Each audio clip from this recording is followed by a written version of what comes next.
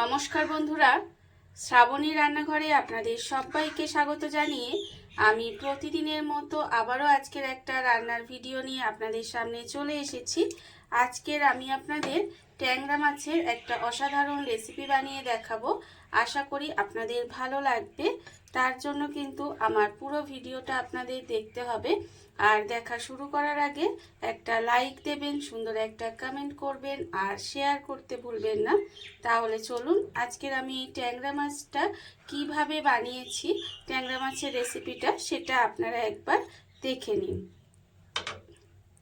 রান্নাটা করার জন্য প্রথমে আমি এখানে ট্যাংরা মাছ নিয়ে নিয়েছি। আর ট্যাংরা মাছটা কিন্তু আমি এখানে খুব ভালোভাবে কেটে ধুয়ে পরিষ্কার করে রেখে দিয়েছি। এইবার মাছের মধ্যে প্রথমে দিয়ে দেব নুন, আর দেব আমি এখানে হলুদের গুঁড়ো। এখানে কিন্তু নুন আর হলুদের গুঁড়ো দিয়ে দিলাম। আর দেব আমি এখানে অল্প সামান্য একটু সর্ষের তেল। এবারে এই মাছটা কিন্তু প্রথমে খুব ভালোভাবে মাখিয়ে নেব। মাছটা কিন্তু প্রথমে খুব ভালোভাবে এটা মাখিয়ে নিতে হবে। আর আমি প্রতিদিনের মতো আপনাদের একটা কথাই বলবো যে প্লিজ আমার ভিডিওটা আপনারা টেনে টেনে দেখবেন না, পুরো ভিডিওটা দেখুন, আশা করি আপনাদের ভালো লাগবে। দেখুন মাছটা কিন্তু প্রথমে আমি এখানে নুন হলুদ আর সর্ষের তেল দিয়ে মাখিয়ে নিলাম। এবারে এটাকে আমি 15 থেকে 20 মিনিট মতো এইভাবে রেখে দেব। নুন হলুদ আর সর্ষের তেল মাখিয়ে মাছটা আমি যতক্ষণ ওখানে রেখে দিয়েছি ততক্ষণ দেখুন অন্যদিকে আমি গ্যাসটা অন করে একটা কড়া বসিয়ে দিয়েছি। এইবারে আমি কড়ার মধ্যে দিয়ে দেব আবারও একটু সর্ষের তেল। রান্নাটা কিন্তু এখানে আমি সর্ষের তেলেই করব। এখানে বেশ কিছুটা সর্ষের তেল দিয়ে দিলাম। দিয়ে তেলটাকে প্রথমে একটু গরম হতে দেব। তেলটা কিন্তু প্রথমে খুব ভালোভাবে গরম করে নেব। তেল আমার এখানে খুব ভালোভাবে গরম হয়ে গেছে। এইবার আমি এর মধ্যে দিয়ে দেব প্রথমে অল্প সামান্য একটু নুন, আর দেব এখানে অল্প একটু হলুদের গুঁড়ো। নুন আর হলুদের গুঁড়ো দিয়ে ভালোভাবে তেলটা কিন্তু এইভাবে একটু মিশিয়ে নেব। এইবারে আমি এর মধ্যে দিয়ে দেব বেগুন। এখানে কিন্তু বেগুনগুলো আমি এইভাবে একটু লম্বা লম্বা করে কেটে রেখেছি, সেই বেগুনগুলো কিন্তু আমি এখানে দিয়ে দেব। বেগুনগুলো দিয়ে বেগুনটা প্রথমে লাল করে একটু ভেজে নেব। উল্টিয়ে পাল্টিয়ে কিন্তু বেগুনটা প্রথমে একটু লাল করে ভেজে নিতে হবে। আর এইভাবে যদি ট্যাংরা মাছ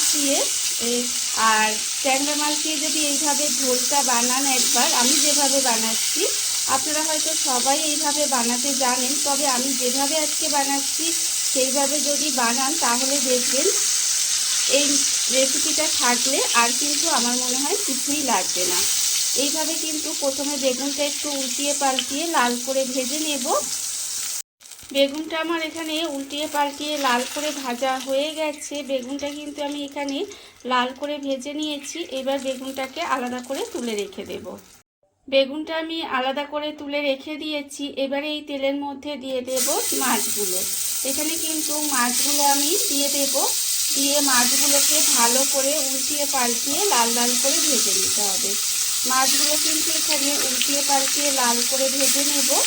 আর যতক্ষণ এখানে মাছটা ভাজা হচ্ছে ততক্ষণ দেখুন আমি কিন্তু অন্যদিকে একটা মশলা রেডি করে নেব। তার জন্য আমি অন্যদিকে এখানে মিক্সি জারটা নিয়ে নিয়েছি। এইবারে আমি এর মধ্যে দিয়ে দেব প্রথমে এখানে আমি রেখেছি সর্ষে, সাদা সর্ষে হাফ চামচ, কালো সর্ষে হাফ চামচ, আর গোটা জিরে রেখেছি আমি 1 চামচ। এইবারে আমি এর মধ্যে দিয়ে দেব অল্প সামান্য একটু নুন, খুব সামান্য একটু নুন দিয়ে দিচ্ছি। দিয়ে এটাকে কিন্তু প্রথমে একটু শুকনো গুঁড়ো করে নেব।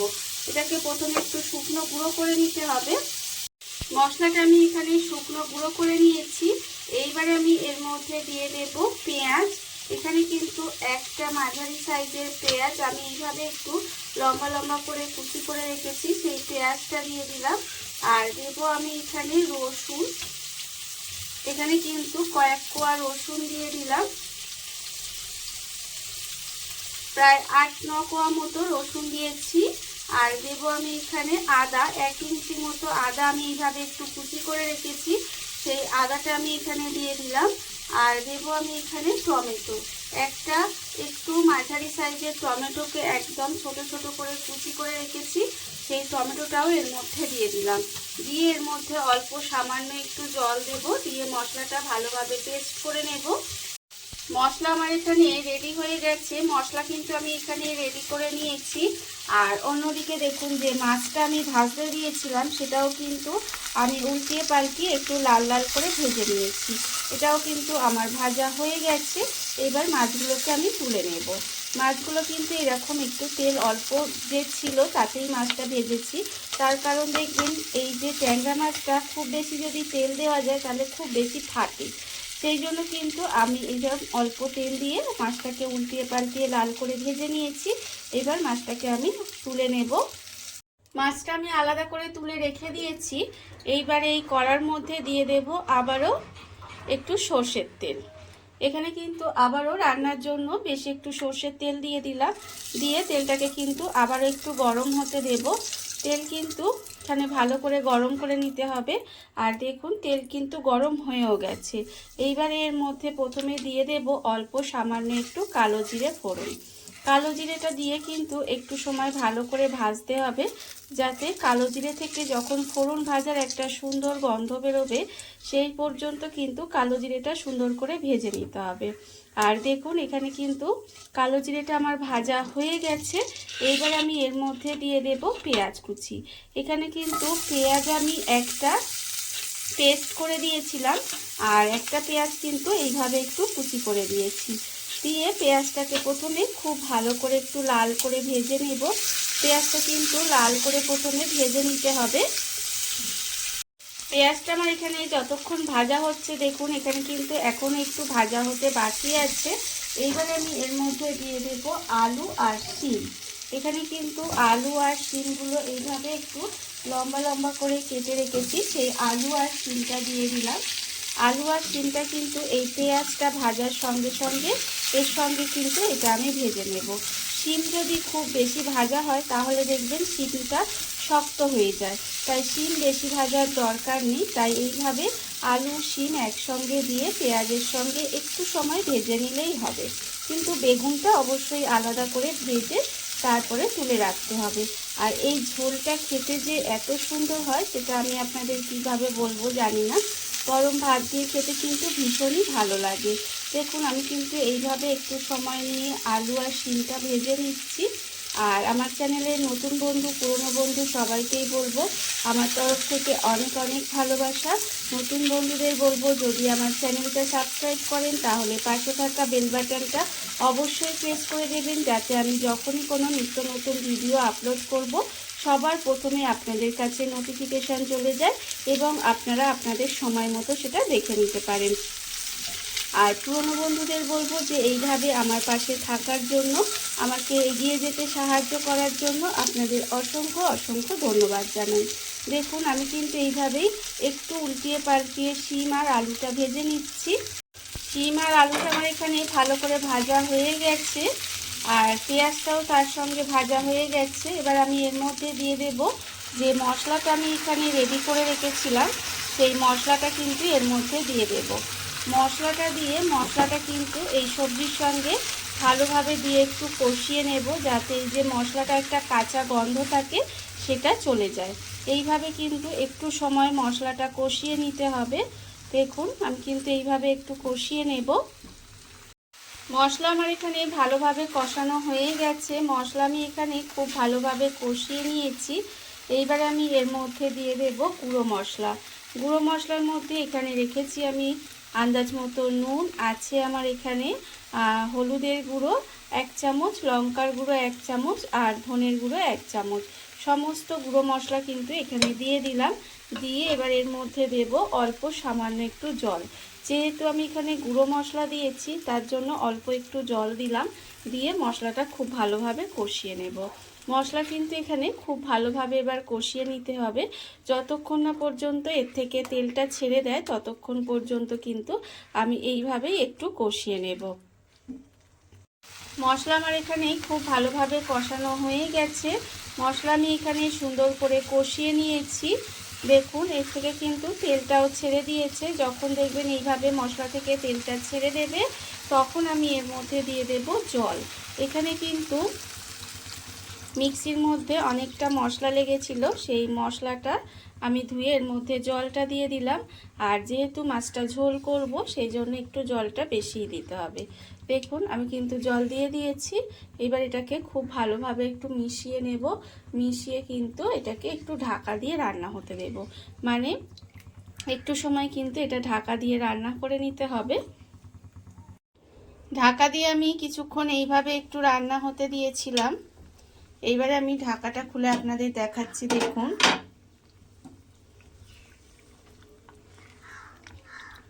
দেখুন এখানে কিন্তু আলু আমার সেদ্ধ হয়ে গেছে। এই দেখুন দেখতে পাচ্ছেন আলু সেদ্ধ হয়ে গেছে। আর শিম তো নরম সবজি, শিমও সেদ্ধ হয়ে গেছে। যখন এইভাবে সমস্ত কিছু সেদ্ধ হয়ে যাবে তখন কিন্তু আমি এখানে দিয়ে দেব এই যে মাছটা। মাছগুলো কিন্তু এখানে দিয়ে দিতে হবে। যে মাছটা আমি ভেজে রেখে দিয়েছিলাম ট্যাংরা মাছটা, সেই ভাজা মাছটা আমি এর মধ্যে দিয়ে দিলাম। আর এরই সঙ্গে দিয়ে দেব ভাজা বেগুনটা। ভাজা বেগুনটাও কিন্তু এই সময় দিয়ে দিতে হবে। দিয়ে আবারও কিন্তু একটু মিশিয়ে নেব। মিশিয়ে একটু সময় আবারও ঢাকা দিয়ে রান্না হতে দেব। এটা কিন্তু আবারও একটু সময় এইভাবে ঢাকা দিয়ে একটু রান্না হতে দেব। ঢাকা দিয়ে আমি এটা বেশ কিছুক্ষণ এইভাবে আর একটু রান্না হতে দিয়েছিলাম।